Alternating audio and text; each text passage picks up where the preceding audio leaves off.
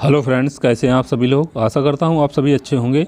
आज हम लोग जानेंगे हिंदी वर्णमाला में ब्रह्म चिन्हों के बारे में। पिछली वीडियो में हमने नदियों के बारे में जाना था। आप मेरे चैनल पर जाकर उस वीडियो को देख सकते हैं। चलिए शुरू करते हैं, हिंदी वर्णमाला के बारे में जान लेते हैं। वर्णमाला को एक दृष्टि में देख लेते हैं तो वर्ण तालिका में वर्ण जो होते हैं उनमें दो चीज़ें होती हैं, स्वर और व्यंजन। क्या होता है, वर्णमाला में दो चीज़ें होती हैं, स्वर और व्यंजन होते हैं।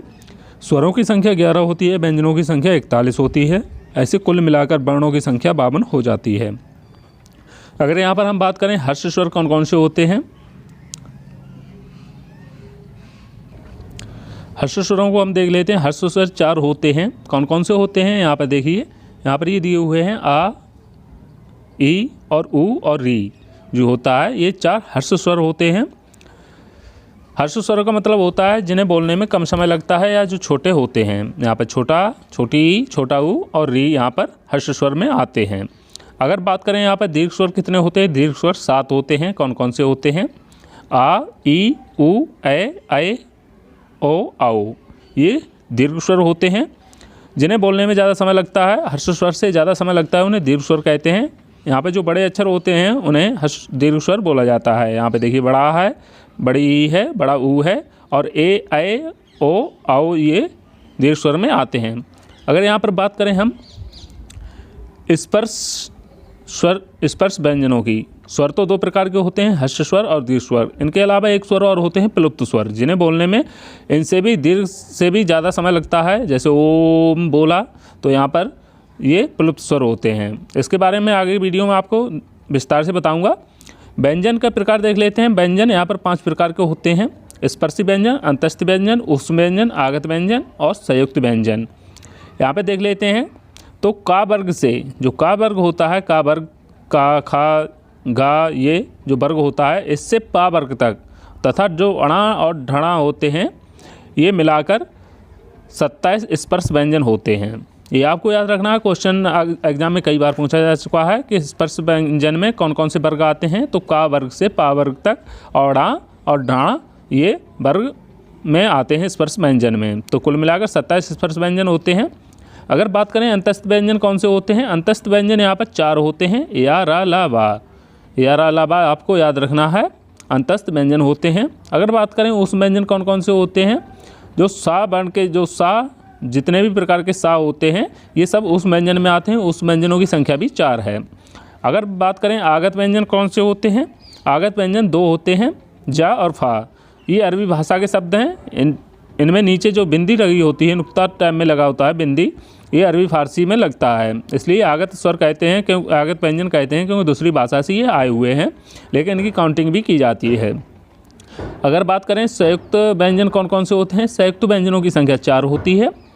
छा, त्र, ज्ञा और स्र, स्रव श्रमिक वाला, ये 4 संयुक्त व्यंजन होते हैं। इस प्रकार कुल मिलाकर स्वरों की संख्या यहाँ पर 11 हो जाती है, व्यंजनों की संख्या 41 हो जाती है और कुल वर्णों की संख्या 52 इस प्रकार हो जाती है। यहाँ पर एक देखने वाली बात यह है कि डाण और अणा ये उत्क्षिप्त व्यंजन कहलाते हैं, उत्क्षिप्त व्यंजन कहलाते हैं। ये एग्जाम में पूछा जा चुका है कई बार। उत्क्षिप्त व्यंजन कौन कौन से होते हैं, अड़ा और डणा यहाँ पर उत्क्षिप्त व्यंजन होते हैं। यहाँ पर जा और फा मैंने आपको बताया था, ये विदेशी भाषा से आए हुए शब्द हैं, इसलिए इन्हें आगत व्यंजन भी कहते हैं। स्वरों का वर्गीकरण देख लेते हैं, उच्चारण स्थान इनका क्या होता है ये भी देख लेते हैं। तो सबसे पहले आते हैं कंठ के द्वारा बोले जाने वाले स्वर। तो कंठ के द्वारा कौन कौन से बोले जाते हैं, यहाँ पर आ और अंग और बड़ी अंग ये कंठ के द्वारा बोले जाते हैं। अगर बात करें, आप ऊपर देख चुके हैं, हर्ष स्वर में छोटा आ आता है, दीर्घ स्वर में बड़ा आता है। निरानुनासिक और मौखिक स्वर जो आ होते हैं ये निरानुनासिक होते हैं। अनुनासिक स्वर कौन कौन से होते हैं, छोटी अंग और बड़ी अंग यहाँ पर अनुनासिक स्वर होते हैं, नाक की सहायता से बोले जाते हैं।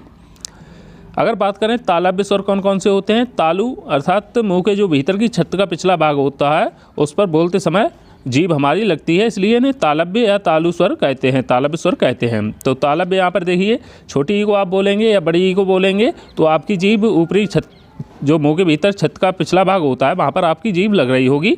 तो यहाँ पर आपको याद रखना है तालव्य स्वर कौन कौन से होते हैं, छोटी ई और बड़ी ई यहाँ पर तालव्य स्वर होते हैं, और ई के ऊपर जो मात्रा लग जाती है अंग की वो भी तालव्य स्वर होते हैं। और बड़ी दीर्घ स्वर में आती है, मैं आपको पहले भी बता चुका हूँ। अगर बात करें मूर्धन्य स्वर कौन कौन से होते हैं, मूर्धन्य किसे कहते हैं, मूर्धा मुंह के भीतर की जो छत का अगला भाग होता है, जो मुंह के भीतर छत का जो अगला भाग होता है उसे मूर्धा कहते हैं।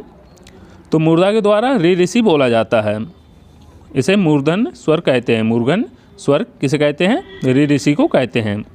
अगर यहाँ पर बात करें कंठ तालव्य की, जो कंठ और तालु की सहायता से बोले जाते हैं उन्हें कंठ तालव्य कहते हैं।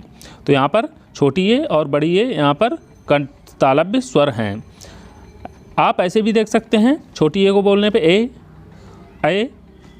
आ और ई को मिलकर बना है, तो आ यहाँ पर कंठ होता है और ई तालु होती है, तालव्य होती है। तो यहाँ पर कंठ तालव्य ऐसे भी मिलाकर आप याद रख सकते हैं। अगर बात करें कंठोष्ठ की, तो यहाँ पर छोटा ओ और बड़ा ओ यहाँ पर कंठोष्ठ होते हैं। आप ऐसे भी देख सकते हैं, यहाँ पर आ और ऊ को मिलकर ओ और बड़ा ओ बनते हैं। तो यहाँ पर जो आ होता है वो कंठ से बोला जाता है और ऊ जो होता है ओष्ठ से बोला जाता है, इसलिए इन दोनों शब्दों को मिलाकर बने हुए हैं, इसलिए ये कंठोष्ठ हो जाएंगे, ओ और बड़ा ओ। अगर बात करें ओठों को ओठों से बोले जाते हैं, तो यहाँ पे देखिए मैंने आपको अभी बताया था, छोटा ऊ और बड़ा ऊ ये ओठों के द्वारा बोले जाते हैं। हिंदी वर्णमाला के बारे में कुछ महत्वपूर्ण तथ्य जान लेते हैं। जिन वर्णों का उच्चारण बिना किसी अवरोध के तथा बिना किसी दूसरे वर्ण की सहायता से होता है उन्हें क्या कहते हैं, तो उन्हें स्वर कहते हैं। जिन वर्णों का उच्चारण किसी अवरोध के तथा बिना किसी दूसरे वर्ण की सहायता से होता है, जो स्वतंत्र होते हैं, वो स्वर कहलाते हैं। अगर यहाँ पर बात करें जिन स्वरों के उच्चारण में कम समय लगता है उन्हें क्या कहते हैं, हर्ष स्वर कहते हैं। मैं आपको पहले भी बता चुका हूँ। जिन स्वरों के उच्चारण में हर्ष स्वरों से अधिक समय लगता है उन्हें दीर्घ स्वर कहते हैं। यहाँ पर हर्ष स्वर यहाँ पर देख लीजिए, आ, छोटा, छोटी और छोटा ऊ और री ऋषि यहाँ पर हर्ष स्वर में आते हैं, क्योंकि उन्हें बोलने में कम समय लगता है। मूल स्वरों की बात करें तो एग्जाम में ये कई बार पूछा जा चुका है कि मूल स्वर कौन कौन से होते हैं। जो हर्ष स्वर होते हैं वही मूल स्वर होते हैं, ये आपको याद रखना है। दीर्घ स्वर कौन कौन से होते हैं, जो बड़ा होता है, बड़ी ई होती है, बड़ा ऊ होता है, बड़ी, और यहाँ पर ए और ओ, आओ, ये सब दीर्घ स्वर होते हैं, क्योंकि इन्हें हर्ष स्वर से बोलने में अधिक समय लगता है। अगर बात करें आगत स्वर कौन से होते हैं, तो आ जो होता है, आ के ऊपर चंद्रबिंदी होती है, उसे आगत स्वर कहते हैं, क्योंकि ये दूसरी भाषा से आए हुए हैं। अग्र स्वर किसे कहते हैं, तो ई, छोटी, बड़ी और छोटी ए और बड़ी ए को अग्र स्वर कहते हैं, ये आपको याद रखना है। मध्य स्वर किसे कहते हैं, मध्य स्वर आ को कहते हैं, जो छोटा होता है उसे मध्य स्वर कहते हैं, ये आपको याद रखना है। अगर बात करें पश्च स्वर किसे कहते हैं, तो बड़ा, छोटा ऊ, बड़ा ऊ, ओ, औ और आगे ऊपर जो चंद्रबिंदी होती है तो उसे पश्च स्वर कहते हैं। सब्रत स्वर किसे कहते हैं, ई और बड़े ऊ को, बड़ी ई और बड़े ऊ को यहाँ पर सब्रत स्वर कहते हैं। अर्ध सब्रत किसे कहते हैं, छोटी ई और छोटे ऊ को। अगर बात करेगा सब्रत स्वर की तो बड़ी ई, बड़ा ऊ, और अर्ध सब्रत की बात करेगा तो छोटी ई और छोटा ऊ। विव्रत की बात करेगा, विव्रत स्वर कौन कौन से होते हैं, तो बड़ा आ, ए और औ को यहाँ पे विव्रत स्वर कहते हैं, ये आप देख सकते हैं, आपको याद रखना है, एग्जाम में पूछा जा चुका है। अर्ध विव्रत किसे कहते हैं, छोटी ए, छोटा ओ और आगे ऊपर जो बिंदी होती है उसे अर्ध विव्रत स्वर कहते हैं। अगर बात करें व्यंजनों की संख्या कितनी होती है, व्यंजनों की संख्या 41 होती है। स्वर व्यंजनों की संख्या कितनी होती है, स्पर्श व्यंजनों की संख्या कितनी होती है, तो यहाँ पर स्पर्श व्यंजनों की संख्या 27 होती है। अगर हम यहाँ पर बात करते हैं अंतस्थ व्यंजनों की संख्या कितनी होती है, 4 होती है। उसमें व्यंजनों की संख्या कितनी होती है, 4 होती है, पहले भी वीडियो में बता चुका हूँ। तो इससे जो मैंने अभी वीडियो बनाई है इससे ज़्यादातर एग्जाम में क्वेश्चन आ चुके हैं और आने की भी संभावना है। तो आप इस वीडियो को ध्यान से पढ़ें और वीडियो को लाइक शेयर सब्सक्राइब जरूर करने पे। Thank you for supporting.